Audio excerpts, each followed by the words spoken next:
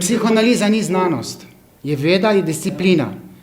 Od Kanta naprej vemo, da spoznanja ni, obstaja subjektivna mnenja.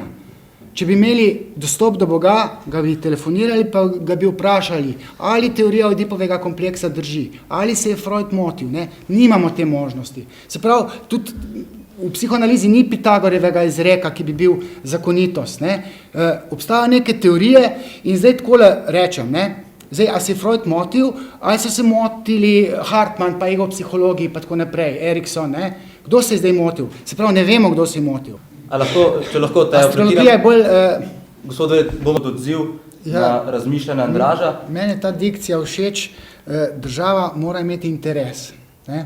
In prej sem jaz nakazal, zakaj bi se morala država skupaj s politiki boriti, ne? Da bi bilo v tej državi prijetno živeti. In moja teza je, da bodo otroci posvojeni v istospolnih družinah imeli težave in trpeli bojo. Zato, ker vem, kako se razvija duševnost, če otrok ni deležen harmonične družine.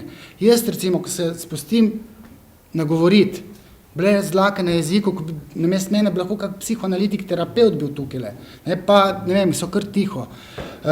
Čutim dolžnost, da tole povem. Jaz imam 2 otroka, 2 sinova, oba imata punce. Se pravi, jaz nimam nobenega interesa, ker če ne bosta mogla imeti otrok, bosta imela ženo, pa bosta posvojila, ne, ampak gejovsko-feministični, lezbični lobi pa ima interes, želeli bi imeti otroke in sposodili bi si eno bitje za lastno uživanje. In meni se zdi neetično to. Ok, a lahko jaz? Ja, Miha, prosim. Tukaj ne, pač... Pa naj bo to zaključni komentar, pa bi pol pustili prostor za debato, ker mislim, da je precej želje potem. Prosim. A v debato se pa mi ne bomo več pol? Absolutno se boste. Mislim, a veste, gejovski lezbični lobi, no. Največji gejovski lobi, ne, oziroma najstarejša gejovska organizacija, ima sedež v Vatikanu, ne.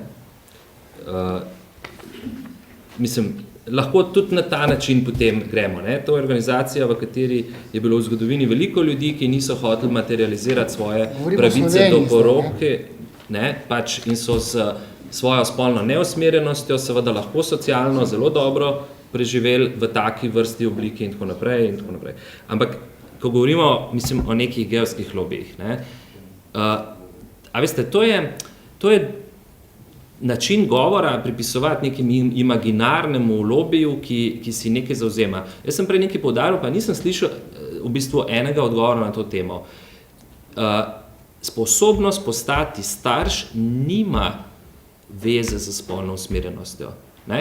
Ker to, kakšne vrste posamezniki in posameznice spolnih odnosov ali pa čustvenih razmerij, da se ne na to spolno dimenzijo zgolj reduciramo, ne?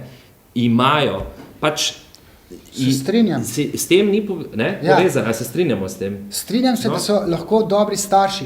Torej, ne govorite, zakaj govorite o sposojenih bitih, če so to, recimo, v primeru lezbičnih družin, večinoma družine, v katerih ima pač ena od mater svojega biološkega otroka.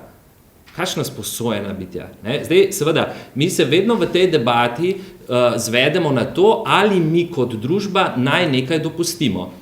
Jaz bi rad to poudaril, da to je zapeljana debata zato, ker mi se potem samo mislimo, da o tem odločamo. Ne odločamo. Ljudje so si sposobni organizirati svoje družine tako, kot si jih želijo. Razen, če se v bistvu rečemo, da bomo to začeli preprečevati in prepovedovati in preganjati. Potem bo pa ta fajl še malo težje zgraditi, kot recimo v tem primeru. Ampak zato je tukaj ta del, ne, teh posvojitev kot torej, tretjih otrok, nepovezanih otrok, je v praksi manjši procent, ne, majhen procent, gre za pravice tistih, ki v teh družinah že živijo. In zato, če pač vi govorite o nekem lobiju, ki si prizadeva za ugodje in tako naprej, mislim... Motiv imajo. Starševski motiv imajo, ja, tako kot heteroseksualni ljudje. Ja. In starševski motiv je zdaj problem, zakaj? Zaradi njihove spolne usmerjenosti. Ne, problem je, da ko se bodo sposodili tega otroka, ne, bo ta otrok trpel na njihov račun, ker so bili tako egoistični, da niso razmišljali... Kako se bo kdo sposodil otroka, če ima mati otroka? Zdaj v to smer pa jaz ne govorim, če ima mati biološka mati... Kaj pa o tem potem mente? Na nivoju psihične realnosti si otrok, recimo, ustvari koncept očeta in ga ampak goji v glavi, sprašujem ima vas odnos do očeta. o tistem, kar ste rekel prej, da v tem primeru bo, a veste, niste konsistentni, no? Govorite o nekem lobiju, ki si za nekaj predvideva, jaz pa govorim, da obstajajo ljudje, ki tako živijo. In gre za to, ali bo država v bistvu še naprej spregledovala to, zato ker to ni nekaj, kar je v bistvu prevladujoči ideološki pogled do sedaj odobril, pa bo praksa šla še vedno po svoje, ljudje bodo še vedno diskriminirani zaradi takih situacij, ampak bomo srečni, ker na simbolni ravni smo ohranili takšno situacijo. Zdaj pa bi nadaljeval z tem odzivom. No. Lahko mogoče samo kot umestni dodatek, ne? Ni neomembe vredno, da je že oktobra 2008 Ljubljansko okrožno sodišče, pravi še pred debato o tem družinskem zakoniku, priznalo neko tujo ameriško sodno odločbo, s katero je bila dovoljena posvojitev istospolnemu paru iz Slovenije. Se pravi, te družine so v tem trenutku že realnost v Sloveniji in pravni red jim je že takrat priznaval legitimnost oziroma... Ja, jaz ne oporekam, recimo ženska, ki je zaplodila otroka, ne vem, v biseksualni zvezi, recimo z moškim, pa potem se razide z moškim in živi v lezbičnem razmerju. Mislim, tukaj jaz nimam problemov, ker ta otrok v svoji psihični realnosti ustvari koncept očeta in ima ti slik in njegova misel se razvija v tisto smer, kjer jaz trdim, da ta odipalni kontekst mora biti mišljen. Otrok mora misliti odipsko zagato in jo mora razmišljati na ravni nasproti spolnih staršev. To je point, ki ga želim izpostaviti navezujoč se na Freuda. Se pravi, tisto, kar že je, jaz s tem nimam problemov. Pa problematično se mi pa zdi, da dva geja pa dve lezbike dobita x otroka od nekje, ne vem, 200 parov heteroseksualnih staršev pa čaka, pa to ne morejo dobiti. Lahko pustimo mogoče zdaj tamle... Sem jaz odziv dokončal. No? Okay, ja. Ena stvar, ki se mi zdi, pač vsakdanje življenje so recimo neka sociološka raziskovanja pa politika. Ne? Sociološka raziskovanja preučujejo vsakdanje življenje, torej stvarnost, kakršna pač je okrog nas. Ne?